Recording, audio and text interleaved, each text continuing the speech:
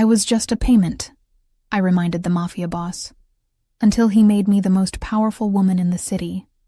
The faint scent of night-blooming jasmine, my silent laboratory partner, usually anchored me, a sweet, verdant breath against the city's harsh exhale. Tonight, even its familiar perfume felt like a mockery. My hands, stained with earth and chlorophyll, trembled not from cold, but from the raw, sickening dread that clawed at my throat. Across the scarred oak table, under the dim glow of my reading lamp, lay a single, neatly folded document. It wasn't just paper. It was a guillotine, poised over my father's neck, and by extension, my own. Debt. A word as mundane as it was deadly. Father, a brilliant man whose head was perpetually in the clouds of archaic texts and forgotten languages, had made a series of spectacularly bad choices. Choices that now entangled us with the most dangerous name whispered in the city's shadows, Don Mateo Torrance. A fortune, the paper stated, a life-saving fortune, for a life that had long since withered into self-pity and neglect. My life savings, painstakingly accumulated from my small botanical clinic, were a joke against the sum. There was no escape. I ran a thumb over the crisp edge of the document, the texture like dried snakeskin. My clinic, my sanctuary, my delicate glass vials of healing tinctures and potent poultices, all of it suddenly felt gossamer thin, ready to shred at the first gust of Mateo's wrath. I was not a woman who believed in monsters, but the stories about the Don were visceral, etched into the city's concrete. He didn't just break men, he erased them, and my father had owed him. The thought twisted my stomach into a knot. A shrill, insistent ring shattered the fragile quiet. Not my phone, but the bell above the clinic door, pulled open with a violent swing that rattled the glass panes. My breath hitched. The air in the room thickened, suddenly heavy with ozone and menace. 2 men filled the doorway, blocking out the sliver of city light that usually filtered in. They weren't just big. They were monuments of muscle and contained violence, clad in suits that somehow managed to look both impeccable and menacing, like expensive shrouds. Their eyes, flat and devoid of warmth, swept over my carefully organized shelves of dried herbs, over the ancient copper kettle that always simmered with some restorative brew. They dismissed my life, my world, in a single cold glance. I felt a primal urge to shrink, to disappear behind the towering dried lavender bundles. But a deeper, more stubborn part of me refused. I had spent my life nurturing growth, coaxing life from the soil. I wouldn't wither so easily. Alessia Ricci, the voice was a low growl, rumbling from the throat of the man on the right, whose face was a patchwork of old scars. His gaze settled on the document on my table, then on me. He already knew. They always did. I met his stare, forcing my chin higher. That's me. My voice, to my own surprise, didn't crack. It was thin but steady. A scientist's voice, precise even in terror. The scarred man took a step forward, his shadow falling across my table, eclipsing the debt notice. Don Torrance requires your immediate presence. He didn't ask. He commanded. His hand, large and calloused, moved with predatory grace toward my arm. My skin crawled, but I pulled back before his fingers could connect. For what purpose? I knew the answer, of course, but denial was a thin, comforting shield. A flicker, almost imperceptible, of something like impatience crossed the scarred man's face. The Don is unwell. Your particular skills have been deemed necessary. Unwell. The word sounded absurd coming from him, a man who exuded unbreakable health, but it aligned with the whispers I'd caught on the street, the strange silence that had fallen over certain parts of the city. Mateo Torrance, the untouchable, was rumored to be dying. My blood ran cold, a new kind of fear replacing the old. Dying from what? And why me?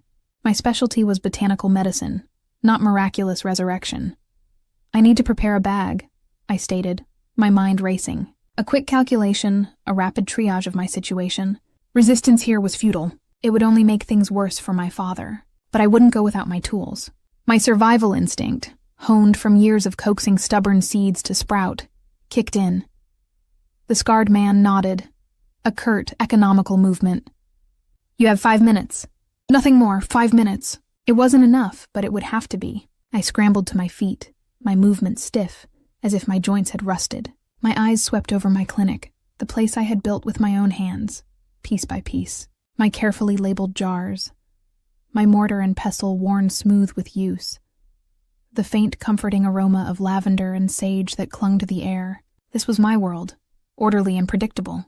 I was being ripped from it, violently.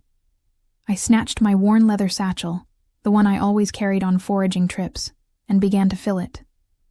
Obsidian knives for precise cuts, a small ceramic grinder, vials of potent extracts, feverfew for migraines, valerian for anxiety, a concentrated dose of activated charcoal, and my strongest pain-relieving poultice, a secret blend of comfrey and willow bark. Each item felt like a tiny defiance, a piece of myself I was dragging into the maw of the unknown. They might take me, but they wouldn't take my craft. A harsh voice cut through the sterile quiet. "Time's up." My heart hammered against my ribs, a trapped bird. I slung the satchel over my shoulder, the weight of it a small comfort. My gaze lingered on a potted rosemary, its spiky leaves exuding resilience. Strength, I thought. Remember strength. The men flanked me, their bodies forming an impenetrable wall. They didn't touch me, but their proximity was a physical pressure, a silent warning. I was being escorted, not led, out the door, into the biting night air, where a sleek black sedan idled at the curb. Its tinted windows reflected the streetlights like obsidian eyes. The ride was a blur of muted luxury and oppressive silence. The city lights became a streaky, indistinct canvas as we sped through the familiar streets, turning them into a foreign landscape.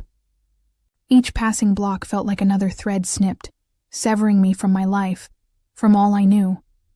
My fingers tightened on the strap of my satchel, knuckles white. The cold dread had solidified into a heavy stone in my gut. I tried to focus, to analyze, to do anything but succumb to panic. What poison could bring down Matteo Torrance? What obscure antidote would I be expected to concoct? My mind, trained for scientific inquiry, searched for data points, for a logical path, but found only dark unknowns. We finally pulled up to a towering skyscraper, its top disappearing into the low-hanging clouds. It wasn't just a building. It was a fortress, radiating an aura of impenetrable power. Armed guards, silent and efficient, materialized from the shadows, their eyes scanning our car, then me. The irony wasn't lost on me. I, a healer, was being brought to a place of ultimate destruction. A palace built on fear. Inside, the opulence was staggering, almost aggressive. Polished marble gleamed under a cascade of crystal chandeliers. Artworks that looked priceless hung on walls of darkest wood, illuminated by recessed lighting. It was cold, beautiful, and utterly devoid of warmth. I imagined Matteo Torrance existing here, a spider at the center of a perfectly constructed deadly web. The thought made my skin prickle. We ascended in a private elevator, its movement so smooth it was almost imperceptible. The higher we climbed, the more my ears popped, and the more distant my old life felt. My heart pounded a frantic rhythm against my ribs. What waited for me at the top? A monster I had braced myself for. A ruthless tyrant, whose casual cruelty could break a person. The doors slid open with a soft sigh. A hushed corridor stretched before us, carpeted in deep pile that swallowed every sound. The air here was different, too. Heavy, almost medicinal, with a strange, cloying sweetness underneath. A scent I couldn't quite place. It clung to the air, whispering of illness and something else, something I couldn't yet identify. The scarred man led me to a set of heavy, dark wood doors. He pushed them open without knocking, revealing a vast, dimly lit master suite. My eyes widened, adjusting to the gloom. The room was immense, easily larger than my entire clinic. Floor-to-ceiling windows offered a breathtaking, glittering panorama of the city below, but the heavy drapes were mostly drawn, casting the space in perpetual twilight. And in the center of it all, on a sprawling bed draped in dark, rich fabrics, lay the Don. He was not what I had expected. Not the hulking beast of my imagination. Not the unfeeling monster. He was ravaged. His skin, usually tanned and formidable, was slick with sweat, drawn taut over the sharp angles of his cheekbones. A sheen of fever glazed his eyes, which were open, staring at the ceiling, but unfocused, lost in some private hell. Dark stubble shadowed his jaw, and his lips were dry, cracked. Even in this weakened state, the sheer force of him was undeniable. A dangerous, coiled intensity emanated from him, even as his body battled itself. My gaze swept over the room, taking in the details. A bedside table cluttered with discarded IV lines, half-empty glasses of water, and an array of pharmaceutical bottles. None of them, I noted instantly, looked particularly effective for a rare poison. There was a faint aroma, too, that unsettling, sweet medicinal tang, but with a new, sharper metallic note beneath it, like blood. Mateo stirred, a low moan escaping his lips. His head rolled sluggishly on the pillows, and his eyes, dark as polished obsidian, found me. Even clouded by fever, they held a dangerous intelligence, a predatory glint that made my stomach clench. A shiver, not of cold but of something far more primal, ran down my spine. This was the man who held my father's life in his hands, who had ripped me from my quiet existence, and he was dying. "She's here, Dawn," the scarred man rumbled, his voice startlingly loud in the room's suffocating quiet. Mateo didn't acknowledge him. His gaze remained fixed on me, intense and unwavering, as if he saw not just Alessia Ricci, herbalist, but something else entirely. Something crucial. His chest rose and fell in shallow, uneven breaths. He looked like a predator caught in a trap, wounded but still capable of lashing out with deadly force. I forced myself to move, crossing the plush carpet toward the bed. My scientific mind, usually so detached, felt a strange pull. This wasn't just a powerful man. This was a patient in profound distress. My training, my life's purpose, compelled me to act. "What exactly is his condition?" I asked, my voice barely a whisper, turning to a gaunt-faced doctor who hovered near the foot of the bed, clearly out of his depth. The doctor wrung his hands. "We don't know for certain. It's a highly unusual toxidrome. Intense pain, neurological deficits, severe cardiac strain. Standard antidotes have been ineffective. He's deteriorating rapidly." My eyes flicked back to Mateo. His jaw was clenched, a muscle jumping beneath the stubble. His hands, large and surprisingly elegant, were fisted in the sheets. A spasm rippled through his body, making him arch his back. A guttural groan tore from his throat, raw and agonizing. It was the sound of a man fighting a losing battle against his own flesh. "Tell me the symptoms in detail," I commanded, my voice gaining strength as my professional instincts took over. I needed information, specific data. This wasn't just my father's debt anymore. This was a puzzle, a deadly, fascinating puzzle. As the doctor recounted the horrifying progression of Mateo's illness, I pulled out my small magnifying glass and pen light. I leaned over Mateo, ignoring the men who watched from the periphery, ignoring the thrumming fear in my own veins. I needed to see. His skin was clammy, yet hot to the touch. His pupils, when I directed the pen light, were dilated, sluggish. I noted the faint discoloration around his fingernails, a subtle cyanosis, and the rapid, thready pulse beneath his skin. My nose wrinkled. That cloying sweetness in the air. It was almond, I realized with a jolt. Bitter almond. And something else. A deeper metallic tang. Cyanide, my mind screamed the word. But a slow-acting variant or a combination. This wasn't a simple case. This was an assassin's art. Another, more violent spasm seized Mateo. He thrashed, his body arching, his dark hair plastered to his forehead. His eyes, though still feverish, locked onto mine with a desperate, animalistic intensity. His hand shot out, not toward my throat as I half expected, but toward my wrist. His fingers clamped down, hot and impossibly strong despite his weakness, digging into the soft flesh of my inner arm. His grip wasn't a threat. It was a desperate plea, a drowning man clutching the only solid thing he could find. My breath hitched. The heat of his skin, the tremor running through his massive frame, the sheer, raw agony etched on his face. It was overwhelming.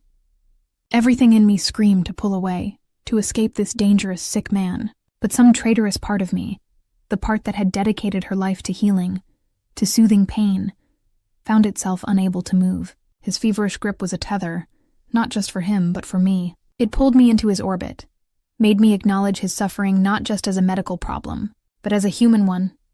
"Pain," he rasped, his voice a ragged whisper, his eyes dark pools of torment boring into mine. "Make it stop," my heart squeezed. This was not the monster I had anticipated. This was a man stripped bare by suffering, his formidable control shattered by an unseen enemy. My medical bag suddenly felt heavy with the weight of expectation, of a life hanging in the balance. I had to help him. I had to. I need proper light, I declared, my voice cutting through the tension. And privacy. Everyone else out. I looked directly at the scarred man, whose expression remained impassive, but who, to my surprise, simply nodded. The doctor, relieved, scurried out, followed by the two silent guards. Only the scarred man, whose name I still didn't know, remained, positioned by the door, a silent sentinel.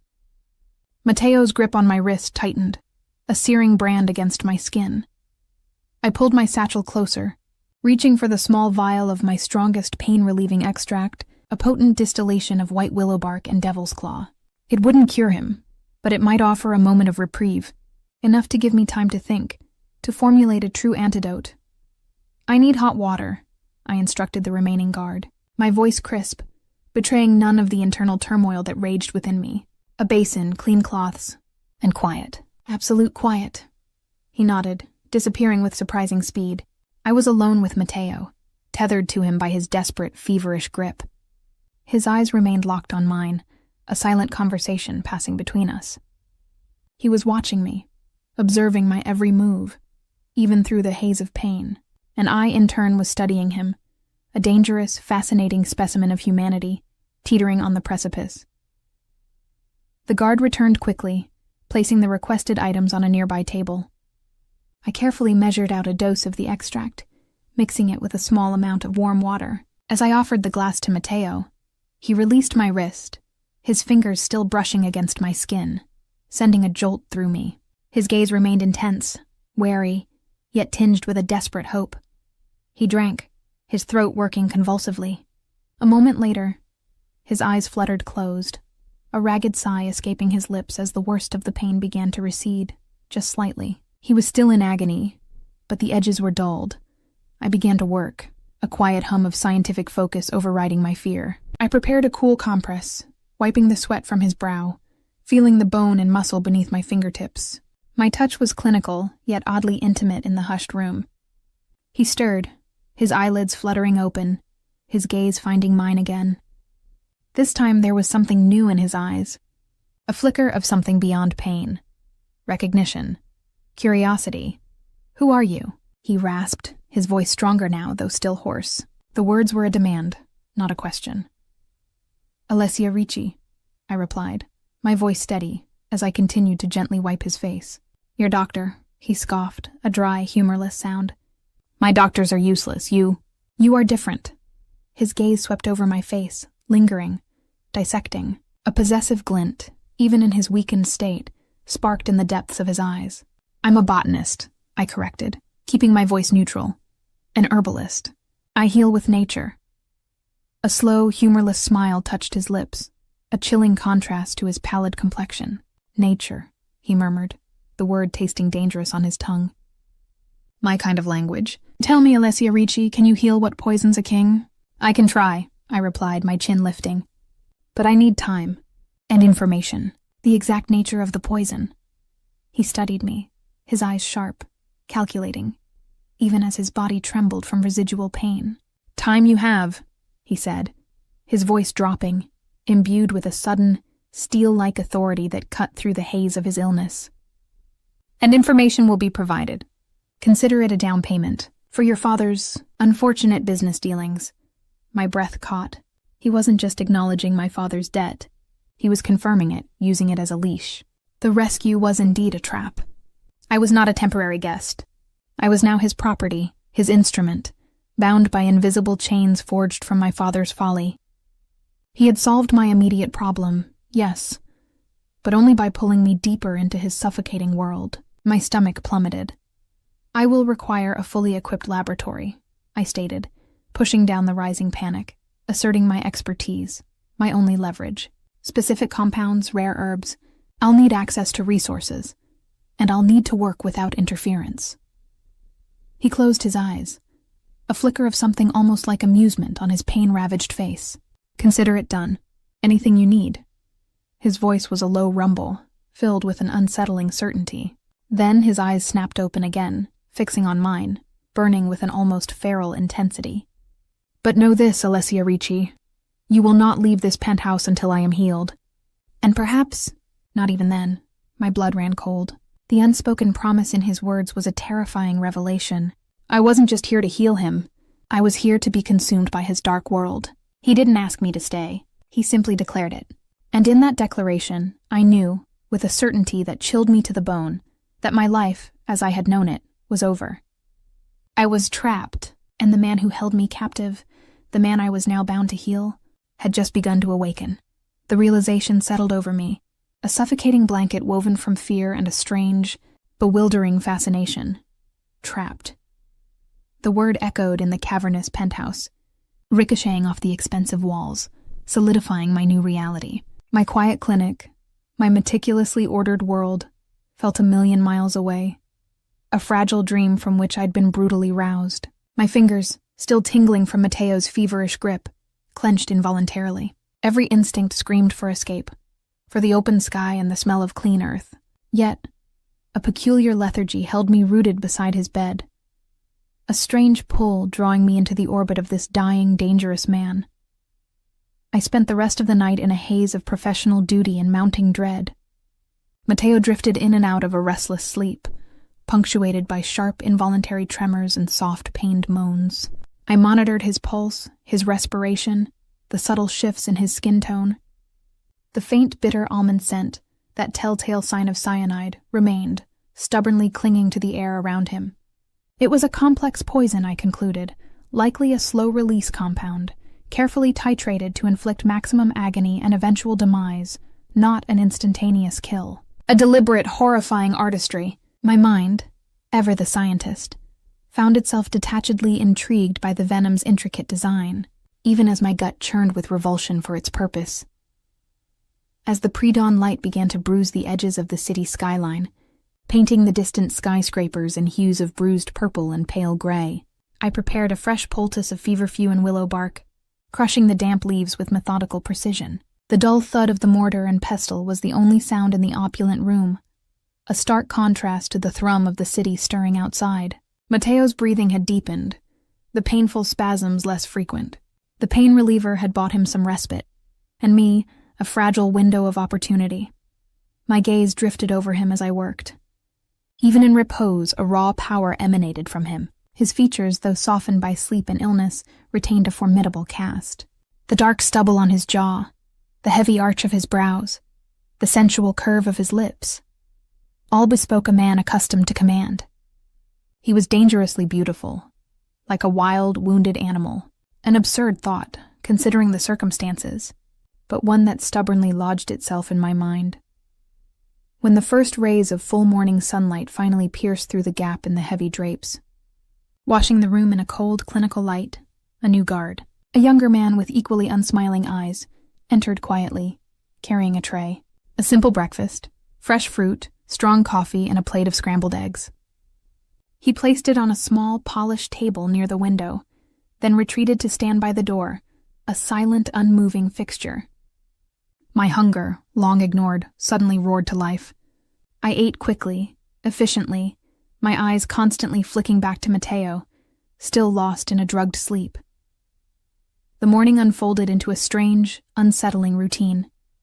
I administered herbal teas, applied cooling compresses, and gently massaged the taut muscles in his neck and shoulders, trying to coax out the residual tension from his body. My hands, once accustomed to the delicate roots of plants, now moved over the hot, resilient landscape of his skin. Each touch, clinical as it was a transgression, a crossing of an invisible boundary. I felt the tremor of his muscles beneath my fingertips, the subtle shift of his weight as I adjusted his pillows.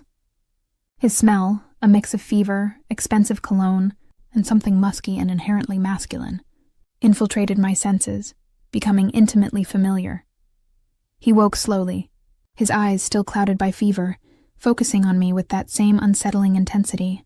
"Alessia," he rasped, the single word a low growl, both a demand and a recognition. "Good morning, Don Torrance," I replied, my voice cool, professional. I refused to let the intimacy of the past hours fray my composure.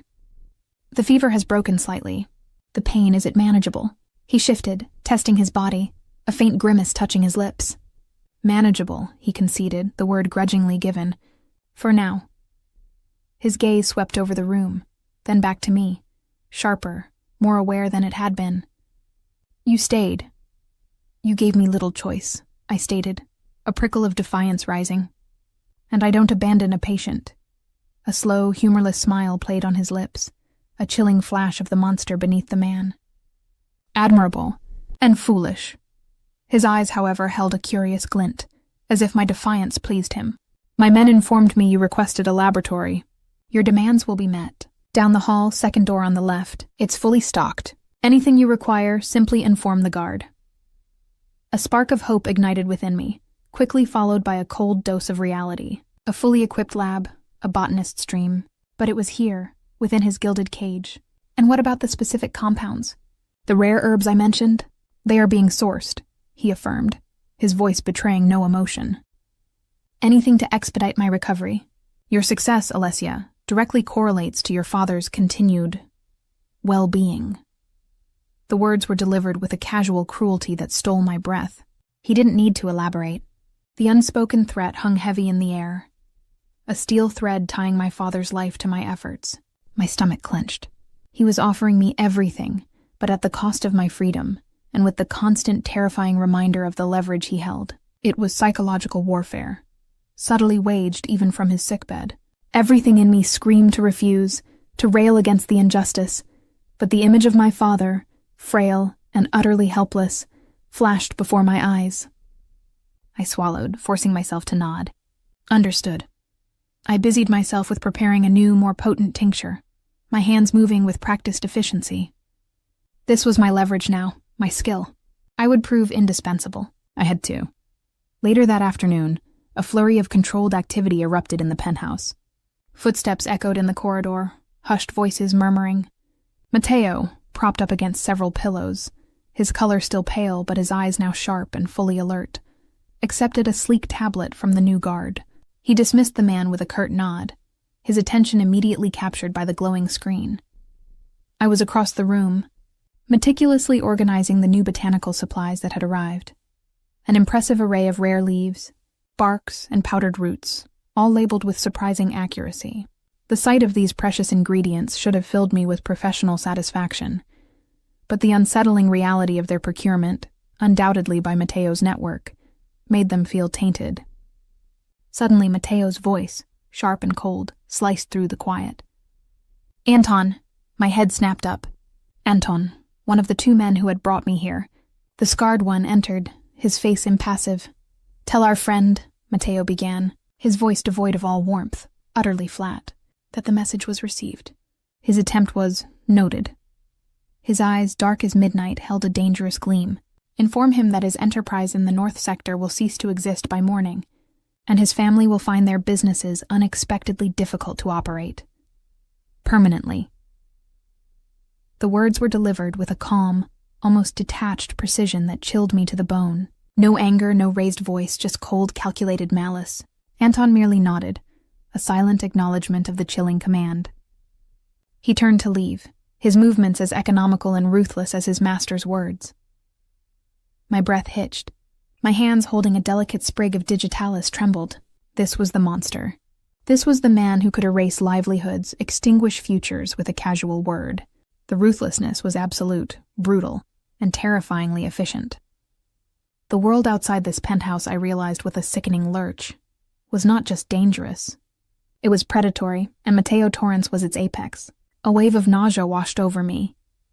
Anton disappeared, the heavy doors closing with a soft thud, leaving only the oppressive silence in his wake. I stood frozen, the digitalis clutched in my hand, its potent, deadly beauty a stark mirror to the scene I had just witnessed. Matteo's gaze, I felt, shifted. It settled on me, burning with an almost physical weight.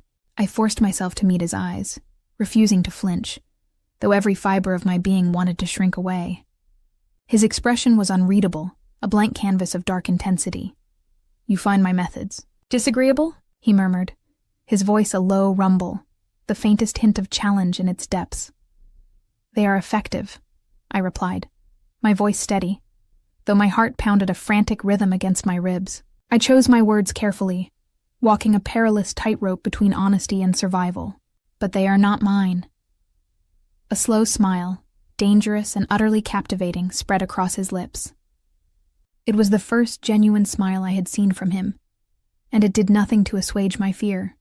If anything, it magnified his menace. "No, Alessia Ricci," he agreed, his gaze softening, shifting into something unsettlingly possessive. "They are not, which is precisely why you are here. My world is harsh. You," he added, his eyes tracing the line of my jaw, "are not." He paused, his stare unwavering, and then, in a voice that dropped to a low, intimate murmur, he continued, "But you are safe here, within these walls. With me, no one will touch you, no one will threaten you. You are under my protection." The words, meant as reassurance, felt like chains. Protection. Captivity. They were two sides of the same coin in his world. My safety was inextricably linked to my confinement, to his control. My chest tightened. My very presence here was a testament to his power, not just over me, but over the intricate web of my entire life. Everything in me screamed no, but some traitorous part of me, weary from fear, whispered a hesitant yes to the offer of sanctuary, however twisted its origin. Over the next few days, a delicate, unspoken ritual began to form. My mornings were dedicated to preparing his medicines, observing his symptoms, recording every nuance of his healing. His strength slowly returned, the feverish haze receding, revealing a man of formidable presence and even more formidable control. He began to move more freely, occasionally standing by the floor-to-ceiling windows, a dark, imposing silhouette against the city lights. He never touched me directly, not with a deliberate action, but his awareness of me was a constant, palpable force. His gaze followed my movements, a silent, burning presence.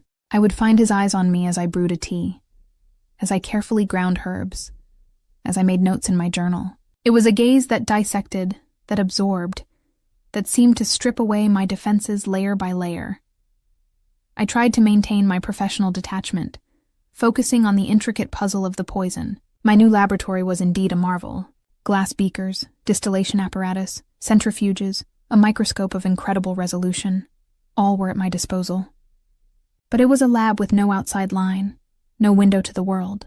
It was a perfectly equipped cell. One evening, as I leaned over the microscope, examining the crystalline structure of a particular venom-neutralizing extract I was attempting to synthesize, I felt Matteo's presence behind me. I hadn't heard him approach. My breath caught in my throat, a sudden jolt of electricity running down my spine. Fascinating, isn't it? His voice was a low murmur directly behind my ear, sending a shiver through me.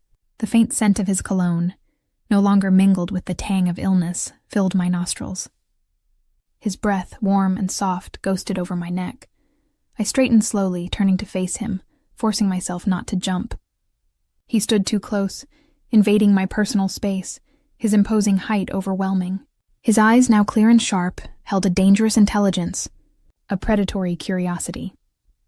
"The architecture of poison is often as complex as the architecture of life," I replied, my voice a little breathless, trying to keep my focus on the science, on the intellectual challenge, rather than the man who loomed over me. His gaze dropped to the microscope, then back to my face. "You see the beauty in destruction." "I see the challenge in understanding it," I corrected, my chin lifting in subtle defiance. "Only through understanding can healing truly begin." He studied me, his head tilted slightly, a flicker of something unreadable in his eyes. "And you believe you can heal me, Alessia Ricci?" The question wasn't a challenge. It was an invitation, a test of my resolve. "I believe I can neutralize the poison," I said firmly. "Healing is a long process, internal and external." A slow smile, that dangerous, unnerving smile, touched his lips. An honest woman, a rarity in my world. His hand, large and warm, moved, not to touch me, but to rest on the edge of the microscope, inches from my own. The proximity, the sheer, coiled power emanating from him made my skin prickle. "Tell me, Alessia, what do you yearn for in this outside world you claim to miss so dearly?" The question was a direct probing, an intrusion into my internal landscape. It was a trap. Any longing I expressed would only be used as a new chain. "My clinic," I said, meeting his gaze directly. My plants. My quiet. He nodded slowly, his eyes never leaving mine. Quiet is overrated. And plants, he mused, a faint, almost tender note in his voice, can be brought to you. His gaze lingered on my face, then dropped to my lips. Your father, he is well taken care of. Consider it a testament to your growing value. The implicit threat, the casual way he held my father's life in his hands, was a constant dull ache. He was reminding me subtly that my continued cooperation was his to command. My heart hammered. He was giving me everything I needed to do my work, but meticulously tightening the invisible bonds around me. One morning, after a week in the penthouse, I woke with a sudden, desperate urge to simply to see the outside world, not from a distant window, but up close. To feel the breeze, to smell the city air unfiltered by a closed environment. I yearned for a small act of rebellion, a testing of the unseen boundaries of my luxurious prison. I found one of the junior guards, a young man who looked barely out of his teens, standing sentinel by the elevator. I need to take some fresh air, I stated, my voice calm, authoritative, mimicking the tone I heard Mateo use. For my patient's recovery, fresh air and sunlight are crucial. I need to source some particular plants personally. The young man's eyes, usually blank, flickered with uncertainty. I will have to consult with Don Torrance, ma'am. The Don is sleeping, I countered, drawing on every ounce of my inner strength, projecting an air of unquestionable necessity. This cannot wait. His recovery depends on it. Are you truly prepared to risk his health by delaying such a simple request? The guard hesitated, torn between his orders and the unspoken fear of displeasing his boss, especially when it concerned the Don's fragile health. He knew Mateo valued my skills. My words were a weapon, wielded with surprising effectiveness. Very well, ma'am, he finally conceded, his face still pale.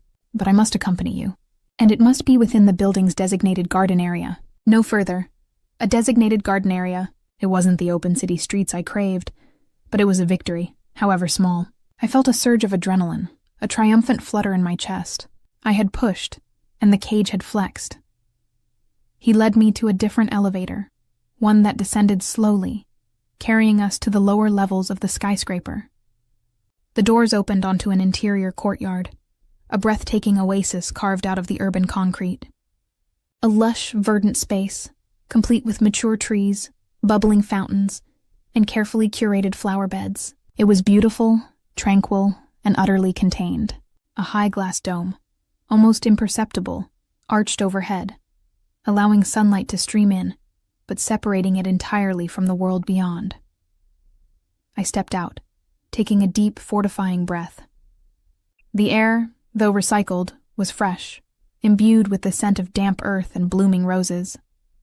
It was a mockery of true freedom, but a delicious taste nonetheless. I walked among the plants, my fingers tracing the delicate petals of a camellia, the rough bark of a sycamore, my scientific mind engaged, identifying, appreciating. The guard followed a discreet distance behind, his presence a constant reminder of my true status. I found myself drawn to a secluded corner, where a cluster of ivy grew over a low stone wall.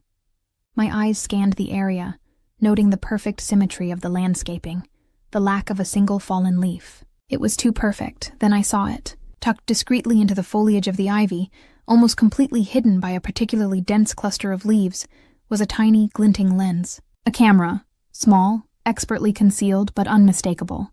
My heart gave a sickening lurch. My gaze swept around the garden. Another glint, this time in the eye of a carved stone angel. Another, subtly positioned within the shimmering spray of a fountain. They were everywhere, watching, listening. The walls of my cage weren't just physical. They were invisible, insidious, monitoring my every breath, my every move. The freedom I had just secured, the victory over the young guard, was an illusion. Mateo hadn't simply granted my request. He had allowed me a carefully orchestrated outing, a perfectly controlled experiment within his gilded prison. He had known all along what I would find, and he had wanted me to find it. My stomach plummeted. I wasn't just under his protection. I was under his constant, inescapable surveillance. And if I had made this discovery so easily, what other, more terrifying secrets did this penthouse hold? The thought sent a cold dread through me. colder than any fear I had felt before. The man I was healing, the man whose dark, possessive eyes followed my every move, was not just a crime lord. He was a master manipulator, and I was merely a specimen in his meticulously controlled environment. My heart hammered against my ribs, a desperate bird trapped in a cage from which there was truly no escape. The camera lens, a cold, unblinking eye, seemed to watch my every breath, every tremor of my hand as I feigned an interest in a particularly hardy fern. My victory had evaporated into a bitter jest. My cage was not just physical, but a sophisticated web of surveillance, designed to lull me into a false sense of security while meticulously cataloging my actions. The insidious nature of it churned my stomach. Mateo Torrance hadn't simply granted me a reprieve. He had merely extended the walls of his prison, cloaking them in the illusion of freedom. The realization solidified a new, colder resolve within me. If he was to be a master of observation, I would become a master of disguise, my thoughts guarded, my intentions veiled. I would use the tools he provided, the gilded cage he constructed, to carve out a space for my own survival and for my father's. Over the ensuing days, a strange, potent rhythm established itself between us. Mateo's recovery, though slow, was undeniable. The fever broke entirely, leaving his skin smooth, cool to the touch when I pressed my palm to his forehead. His eyes, now clear as polished obsidian, followed my every movement, a silent, consuming heat. He began to move with a predatory grace, occasionally rising from the bed to pace the vast room, his presence a dark, potent force that pulled the air taut around him. The subtle physicality the plot summary demanded became an almost unbearable pressure. He never touched me with purpose. Not yet, but his proximity was a constant brush against my consciousness. I'd find him standing too close as I prepared a decoction, his breath warm on my neck, the clean scent of his skin an expensive cologne an intoxicating distraction. Or his hand, large and shadowed, would rest on the back of my chair for a beat too long, an accidental claim. My own internal landscape was a battleground.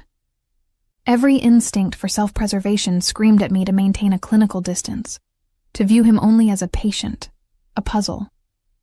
Yet when I saw the flash of raw pain in his eyes during a particularly bad residual tremor, or the way his jaw would clench, silently fighting the last vestiges of the poison's agony, a traitorous empathy stirred within me. He was a monster, yes, but a wounded one, and the healer in me was drawn to the broken thing. He saw my hands, my skill, but I saw the relentless will that still beat beneath the surface of his suffering, a darkness that fascinated as much as it terrified. My laboratory became my sanctuary, a space where I could channel my terror and frustration into the methodical pursuit of knowledge. The rare herbs, the sophisticated equipment, the endless supply of chemicals. He had indeed provided everything. I spent hours poring over reference texts, running tests, isolating compounds. The cyanide component of the poison was complex, slow-acting, designed not for an immediate kill but for prolonged agonizing incapacitation, weakening the victim while preserving their faculties, just enough to comprehend their impending demise. A truly cruel design, I mused, a reflection of the venom's source. One afternoon, a crucial piece of the puzzle clicked into place. I had been analyzing the residual toxins in a blood sample Mateo had provided, searching for a specific enzyme signature. I discovered a trace element, an unexpected botanical compound, something rare and distinct from the primary cyanide agent. It was a derivative of oleander, a plant typically used as a cardiac stimulant in minute doses, but devastatingly toxic in larger concentrations, accelerating cardiac strain. What struck me was not just its presence, but the way it was delivered. It wasn't ingested. It was a slow-release compound, almost certainly dermal, applied over time. But where? My mind raced. Mateo's doctors had been baffled by the persistent cardiac strain even after the initial cyanide treatment. This oleander derivative, applied externally, would explain it. But who would have prolonged, intimate access to him, capable of administering a slow dermal poison? Someone close, someone trusted. My active choice formed then, a fragile seed of defiance sprouting in the sterile confines of the lab. This information, this botanical fingerprint, was more than just a medical breakthrough. It was a strategic weapon. Mateo's conventional security and intelligence network, formidable as it was, had missed this. My unique skill, my botanical knowledge, had uncovered a blind spot. I walked back to Mateo's suite, my pulse thrumming with a mix of fear and exhilaration. He sat by the floor-to-ceiling windows, the city a glittering tapestry behind him, the tablet a familiar fixture in his hands. His jaw was tight, his brows drawn together in a line of deep concentration. The air around him felt charged, thick with unspoken tension. Over the past few days, I had noticed the subtle shifts in his demeanor. Phone calls taken with hushed urgency, the increasing frequency of Anton's quiet entrances and exits, the shadow of a new, harder edge in Mateo's usually controlled gaze. The external threat, whatever it was pressing in. "Don Torrance," I began, my voice steady despite the tremor in my hands. "I have made a significant discovery regarding the poison." He looked up, his eyes dark and sharp, impaling me. He didn't speak, but his stillness was more commanding than any shouted word. "The primary agent is indeed cyanide-based, but there's a secondary compound. A derivative of oleander. It's been accelerating the cardiac damage." I paused, letting that sink in, and it wasn't ingested. It was a dermal application, slowly administered over time. His eyes narrowed, a muscle jumping in his jaw. The implication, unspoken but clear, hung between us. Someone close to him. "Are you certain?" he asked, his voice low, dangerous. "Absolutely," I affirmed, meeting his gaze without flinching. "The enzyme signature is unmistakable. It's why the cardiac strain persisted. Someone had prolonged, intimate access to you. Someone you trusted." He rose slowly, his towering frame casting a long shadow over me. He walked towards the window, his back to me, his silence more terrifying than any outburst. I watched the subtle tension in his shoulders, the coiled power in his posture. He was processing, calculating. The walls of his fortress, I realized, were compromised from within. "Anton," he said, his voice flat, devoid of emotion, yet carrying an icy precision that froze my blood. "Bring me the list." Anton, who seemed to materialize from the shadows at the sound of his name, nodded once, his eyes flicking to me for a fraction of a second, a silent acknowledgement of my revelation. He returned moments later with a small, leather-bound notebook. Mateo took it, his gaze sweeping over the names within. His eyes landed on one particular entry, and a cold fury, silent and absolute, emanated from him. "Leonardo," he murmured. The name a poisoned whisper. "My head of security. A man I've known since childhood." His voice held no grief, only a terrible, devastating clarity. "He's been skimming for months," I suspected. "But this—" He turned, his eyes burning into mine, a raw, primal intensity blazing in their depths. "This is a declaration of war." He slammed the notebook shut, the sound echoing in the opulent silence. The information I had given him wasn't just a medical insight. It was a devastating betrayal, a direct threat from his inner circle. And I, an outsider, had uncovered it. My courage in revealing it had shifted something between us. A new layer of respect, a dangerous, unspoken acknowledgement of my strategic value. Suddenly, the hushed calm of the penthouse shattered. A series of rapid, muffled thuds shook the building, followed by the sharp crack of gunfire, close, terrifyingly close. The sounds weren't from the street. They were within the building, a violation of the fortress itself. Mateo moved with impossible speed, a blur of dark tailored cloth. He grabbed my arm, his grip strong enough to bruise, pulling me roughly behind a massive mahogany desk. The sheer force of his movement took my breath away. "Stay down," he commanded, his voice a low, urgent growl, his body a formidable shield between me and the sounds of chaos. More gunfire erupted, louder this time, accompanied by the crash of breaking glass. Footsteps, heavy and frantic, pounded in the corridor outside. My heart hammered against my ribs, a trapped bird desperate to escape. My carefully constructed composure evaporated in an instant, replaced by a visceral, all-consuming terror.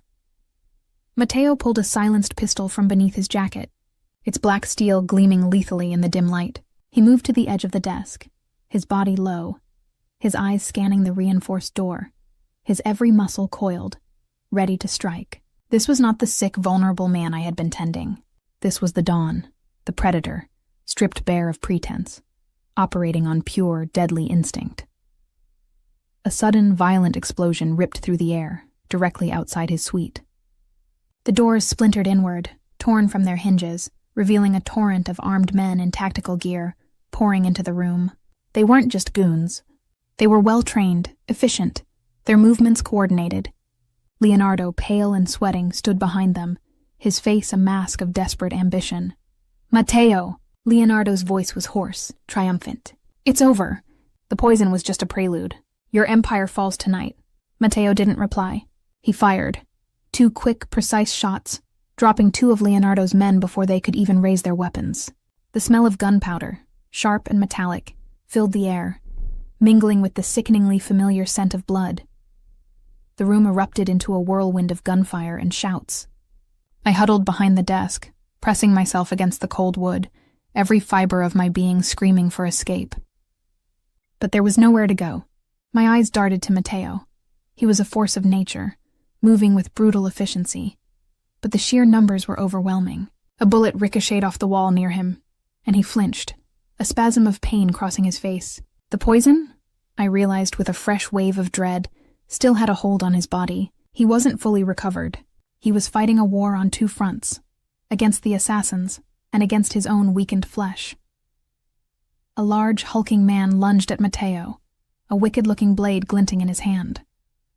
Matteo met him, a blur of motion, but the fight was brutal, close quarters. He parried a blow, then another, his movements showing signs of fatigue, of the lingering effects of the toxin. For a split second, his guard dropped, and the blade grazed his arm, a dark stripe blossoming on his expensive white shirt. A low grunt escaped him, a primal sound of pain and frustration. My medical instincts, honed over years, took over. My eyes swept the room, searching, assessing. A heavy, antique bronze letter opener lay on Matteo's desk, solid and pointed. My heart pounded. Everything in me screamed no, but some traitorous part, the part that had witnessed his pain, his grim fight, made a choice. Without thinking, I grabbed the letter opener.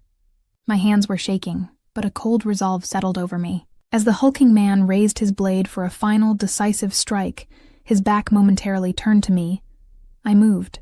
I lunged forward, not aiming for a kill, but for a distraction, a momentary reprieve for Matteo. I plunged the point of the letter opener into the fleshy part of the man's exposed calf. A roar of pain tore from the assailant's throat. He stumbled, his focus broken. It was all the opening Matteo needed. He moved with a savage grace, disarming the man with a brutal efficiency, then slamming him against the wall with a sickening thud. The man crumpled to the ground, unconscious. Matteo turned, his eyes wild and dangerous, finding me. His gaze swept over my trembling form, then to the letter opener still clutched in my hand, then back to my face. A profound shock, quickly replaced by something akin to fierce approval, blazed in their depths. The fighting raged around us, but for a single breathless moment, the world narrowed to just the 2 of us. "You're bleeding," I whispered, my voice thick with adrenaline, gesturing to his arm. He glanced down as if surprised. "A scratch." His eyes, however, were still fixed on mine, the raw intensity almost unbearable. "You have courage, Alessia Ricci, more than I gave you credit for." He didn't thank me. He didn't need to. The unspoken communication, the sheer force of his gaze was enough. He saw me, truly saw me, as more than a healer, more than a pawn. In that moment of shared, visceral danger, a new alliance, forged in blood and fire, solidified between us. The firefight began to turn. Anton and his men, alerted by the initial explosion, burst into the room from another entrance, their weapons blazing. They were efficient, ruthless. Leonardo's men were quickly overwhelmed, cornered, disarmed. The air gradually cleared of the acrid smell of gunpowder, replaced by the metallic tang of blood and the faint, unsettling sweetness of the dying oleander. Matteo, though still breathing heavily, his arm bleeding steadily, stood tall amongst the fallen. He was the king, even in a compromised castle. He surveyed the carnage, his face grim, his eyes assessing. Then his gaze found Leonardo, cowering amongst his captured men. "Take him," Matteo commanded, his voice cold as Arctic ice, "and ensure he experiences the full measure of his betrayal." Slowly. Anton nodded, dragging the terrified Leonardo away. Matteo then turned to me, his expression unreadable. My thanks, Alessia.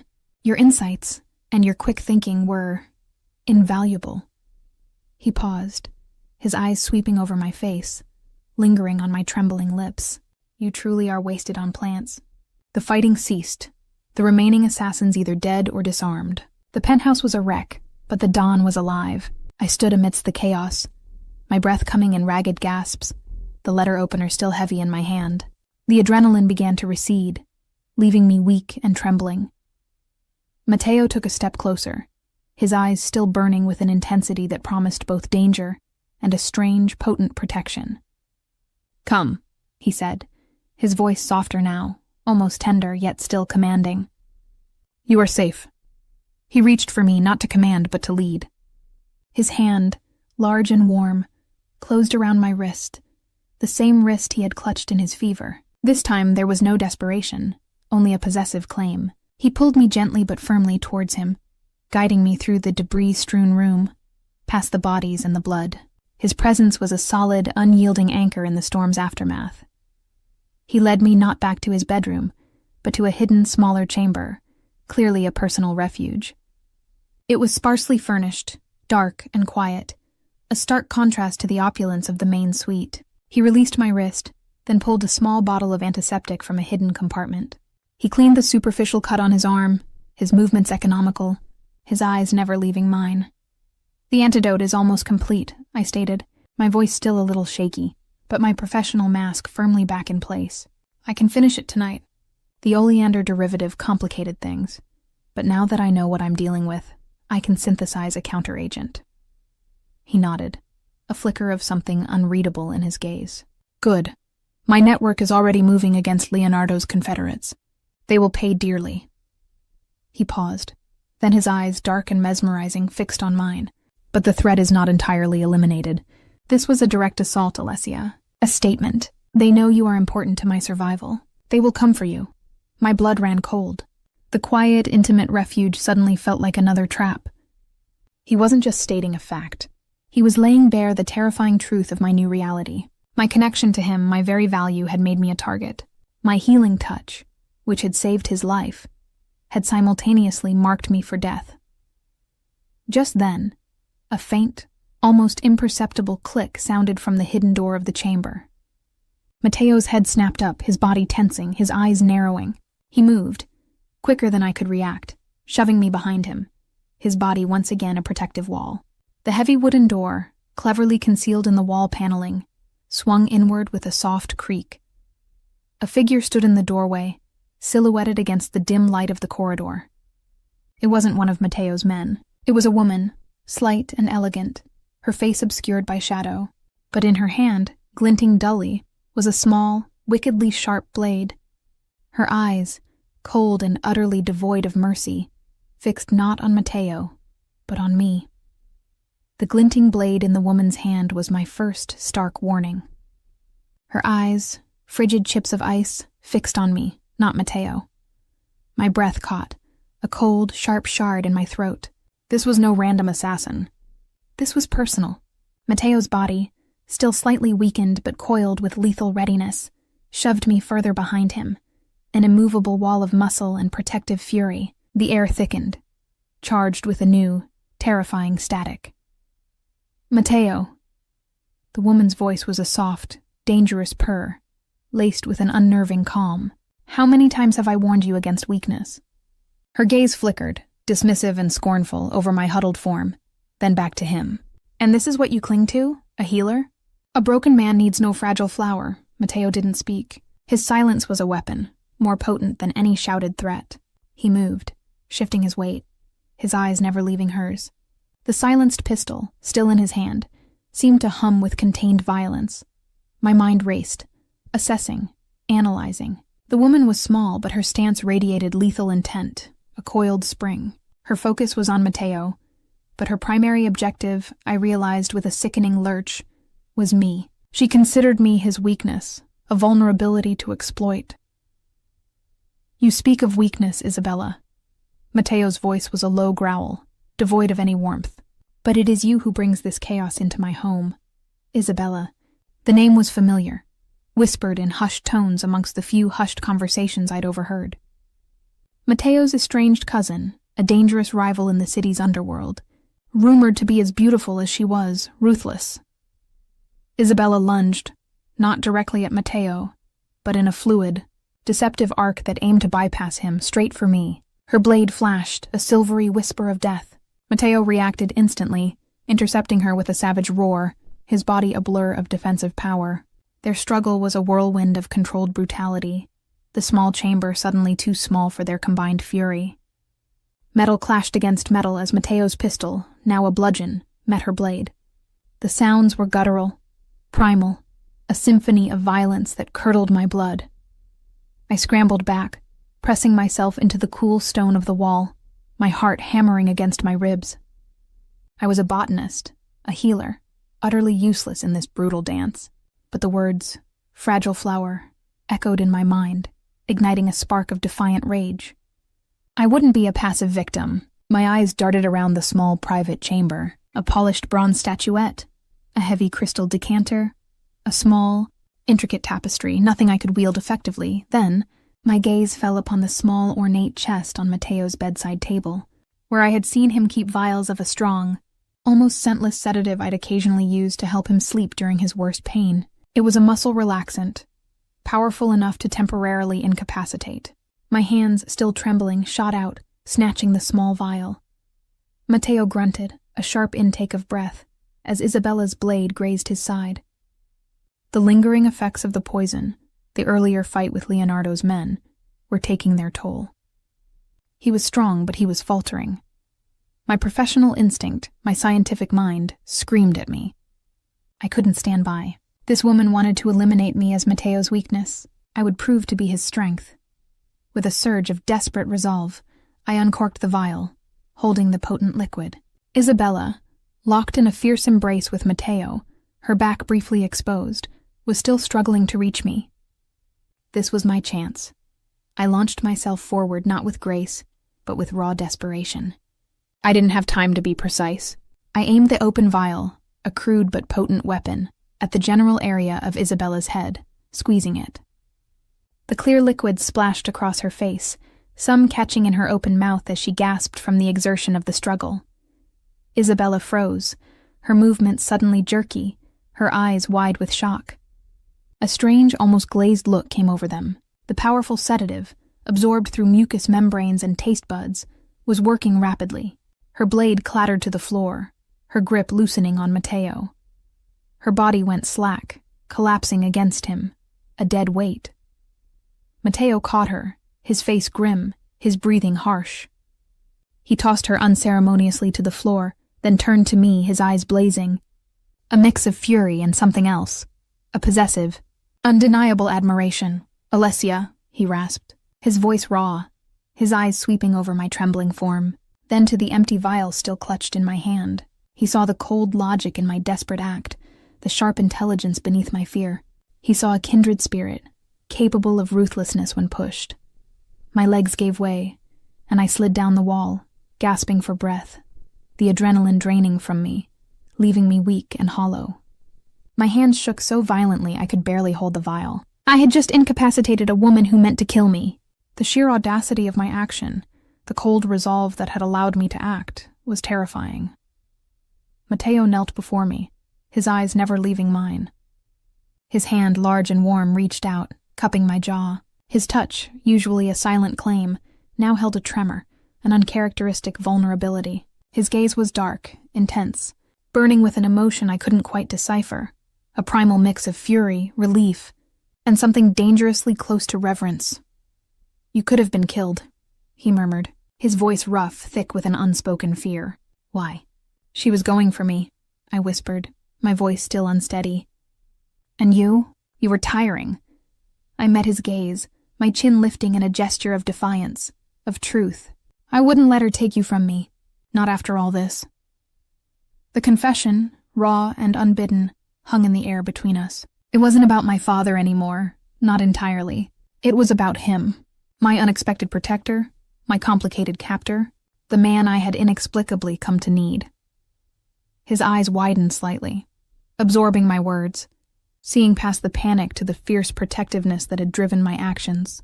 A muscle jumped in his jaw, his fingers tightening on my face. "Not after all this," he repeated, the words a low, possessive rumble. "No, not after all this." He leaned closer, his scent, smoke, metal, and his own unique masculine aroma filling my senses. His gaze dropped to my lips, lingering there, a silent promise of what was to come. The unspoken tension that had simmered between us for days, a low thrum beneath the surface of medical duty and forced proximity, suddenly flared into an inferno. "The poison was nothing," he confessed, his voice dropping to a rough whisper, imbued with a raw, undeniable vulnerability compared to the agony of your silence. "Stay." The words hit me with the force of a physical blow, shattering the last vestiges of my resistance. Stay. Not a demand, but a plea, stripped bare of all artifice. It was the crack in his formidable armor, the glimpse of the man beneath the monster, vulnerable and utterly exposed. Everything in me screamed that this was madness, that his world was deadly, that this man was chaos embodied. But some traitorous part, the part that had watched him fight, seen his pain, tasted his desperation, whispered a fervent, undeniable yes. My own yearning, long suppressed, surged to the surface. I wanted to stay. I wanted to unravel the complexities of this dangerous man. I wanted to be the anchor to his hurricane, the quiet strength that commanded his violent loyalty. He watched my face, reading my inner turmoil, seeing the conflict warring in my eyes. Then slowly, with an almost imperceptible shift, he moved. His lips, dry and slightly bruised from the fight, found mine. The kiss was not gentle. It was a raw, primal claiming, tasting of fear and adrenaline, of blood and desperation, of medicine and shared survival. It was fierce and bruising, a culmination of all the unspoken tension, all the simmering desire, all the terror and relief of the past weeks. His hand moved from my jaw, tangling in my hair, pulling me closer, deepening the kiss until my head swam. My body, still trembling, ignited under his touch, responding with a fierce, answering hunger I never knew I possessed. He broke the kiss, dragging a ragged breath, his forehead resting against mine. His eyes, dark as midnight pools, were impossibly close, reflecting the chaotic intensity of the moment. "Mine," he whispered, the word a possessive growl that vibrated through my very bones. "You are mine, Alessia." My answer wasn't a word, but a movement.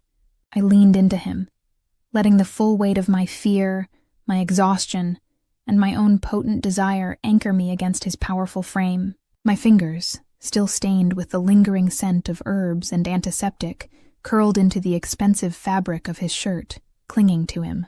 The line had been crossed. There was no going back. He lifted me effortlessly into his arms.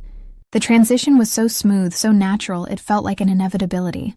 He carried me, not to his bed, which was still littered with the debris of a war zone, but further into the hidden chamber, to a simpler, more private space. A large plush sofa, dark and inviting. He laid me down, then followed, his weight settling over me, pinning me gently, deliciously. Our clothes were still stained with the grime of battle, our bodies humming with the residue of violence. But it only intensified the raw, animalistic need that consumed us. His hands, rough but tender, found the buttons of my shirt, his gaze never leaving mine, asking permission without words. My own hands, less certain but driven by an undeniable impulse, fumbled with the clasp of his belt. The first time was not a slow seduction. It was a hungry, desperate claiming, a merging born of survival and raw, undeniable need. It was a physical manifestation of souls already fused in the crucible of his illness and our shared peril. His skin was hot against mine, his breath ragged, his dark eyes burning with an intensity that stole my own breath. Every touch, every kiss, every thrust was a whisper of his possessive devotion, a promise of his unwavering protection, and a desperate plea for my continued presence.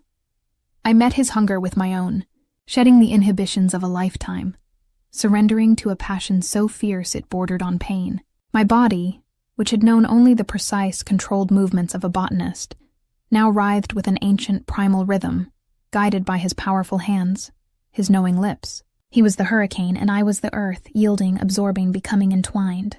When the climax hit, it was a shattering, all-consuming explosion, leaving us both breathless, irrevocably changed, two fractured pieces finally finding their devastating whole. I woke to the soft, diffused light of dawn filtering through a hidden skylight. My body ached, a delicious, lingering soreness that was a testament to the intensity of the night. Mateo was beside me, his arm a heavy, warm band across my waist, pulling me close. His breath stirred the hair at my temple. He was still asleep, his face in repose. The formidable lines softened, revealing a startling vulnerability I had only glimpsed in his fever. I traced the curve of his jaw, the faint stubble rough against my fingertip. He stirred, his eyes fluttering open, dark and heavy-lidded. His gaze found mine, clear and sharp, a possessive warmth radiating from their depths. "Alessia," he murmured, his voice husky with sleep, the sound a low rumble in his chest. His arm tightened, pulling me even closer, pressing my back against the hard planes of his front. "Good morning, mia cara." The endearment, whispered with such tender possessiveness, sent a shiver through me. This was the man who had ordered brutal retribution, who controlled a city with an iron fist. Yet in these private moments, he was utterly devoted, utterly mine. The contrast was intoxicating, dangerously addictive. Later that morning, after Mateo had seen to the disposal of Isabella and the remaining loose ends of Leonardo's betrayal with a terrifying, efficient ruthlessness, he returned to the private chamber. He had showered, dressed in a fresh, impeccably tailored suit, and the casual cruelty I'd witnessed earlier had returned, a cold, formidable mask.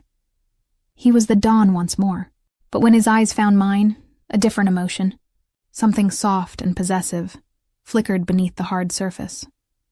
He watched me as I moved, gathering my scattered thoughts, trying to regain some semblance of my old composure. My clinic, my quiet life. They felt like distant echoes now. "The antidote is complete," I announced, my voice steady, professional, despite the tremor in my hands. "You are recovered, Don Torrance." He nodded, a slow, deliberate movement. "Thanks to you, Alessia." He walked over to the windows, gazing out at the sprawling city, a picture of power and contemplation. "The threat has been neutralized. Leonardo and his confederates will be dealt with. Isabella was a more formidable opponent, but her ambition blinded her." He paused, then turned, his eyes dark and piercing, locking onto mine. "You saved me, Alessia. Not just my life, but my empire. My life owes you a debt that cannot be repaid." My heart hammered. This was it, the moment of reckoning. Would he finally let me go? Release me from this gilded cage now that I had served my purpose? He stepped closer, closing the distance between us until he stood before me, his towering height overwhelming, his presence a palpable force. His hands, large and scarred, reached out, not to touch, but to offer. He held out two distinct sets of papers. "I promised your father's debt would be repaid," he began, his voice low, measured. "These are documents securing his financial future, establishing a generous trust in his name, fully funded. He will want for nothing for the rest of his days." He gestured to the first set of papers. "And these," he continued, his eyes unwavering, "are travel documents, a new identity, passage to anywhere in the world you desire. Money, resources, a quiet life of your own, far from my world, far from this city. You will be free, Alessia. Truly free." My breath hitched. He was offering me everything I had once craved. Safety, freedom, a return to my quiet life, a secure future for my father. It was a true choice, untainted by immediate threat or coercion. He was giving me the out. Everything in me, the terrified botanist, the woman who yearned for peace, screamed to take it, to run. But then I looked into his eyes, those dark, fathomless pools that had watched my every move, seen my defiance, witnessed my courage, and felt my touch.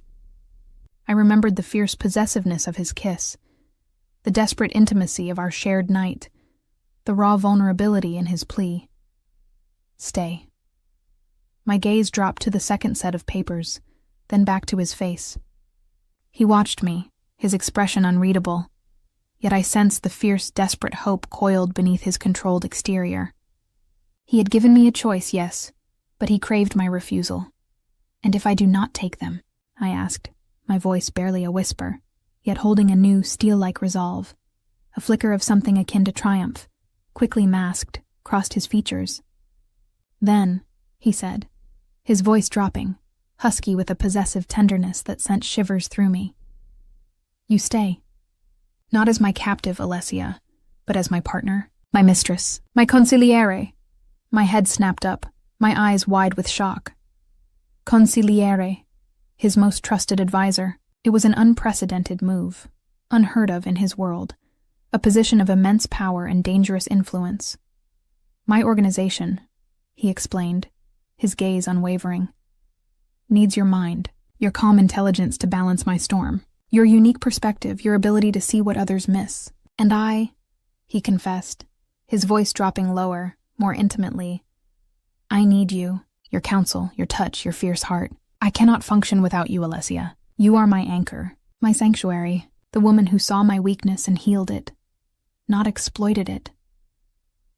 He stepped closer, reaching out, his hand gently cupping the back of my neck, his thumb stroking my skin, sending a jolt through me. By healing my body, you unknowingly captured my soul. Make no mistake in me, Akara, this is not a gentle world, but with me, by my side, you will be untouchable, the most powerful woman in this city, because you command the heart of the man who controls everything. My internal conflict raged, fierce and profound. The danger, the ruthlessness, the endless complexities of his dark empire. It was all terrifying. But then I remembered the terror of my old life, the fear of losing my father, the profound sense of powerlessness. And in Matteo's world, with Matteo, I had found a strange, undeniable strength. I had found my own ruthlessness, my own capacity for decisive action. I had found him. My heart, once so carefully guarded, now beat with a wild, untamed rhythm, inextricably linked to his.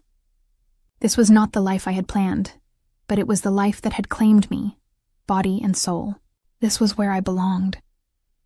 I reached up, my trembling fingers tracing the harsh line of his jaw, the faint stubble rough beneath my touch. My eyes met his, bright with a newfound clarity, a fierce, unwavering determination. I choose you, Don Torrance, I declared, my voice steady, imbued with a strength I hadn't known I possessed. I choose this world, I choose this life, and I choose to claim you, as you have claimed me. A slow, dangerous smile, full of triumph and profound relief, spread across his lips, transforming his formidable features into something breathtakingly sensual. He lowered his head, his lips brushing mine. A silent promise of an eternity of twisted devotion, of consuming passion, of a dark, beautiful future, forged in fire and absolute, unyielding love. My heart, finally at peace, knew I had made the only choice I could.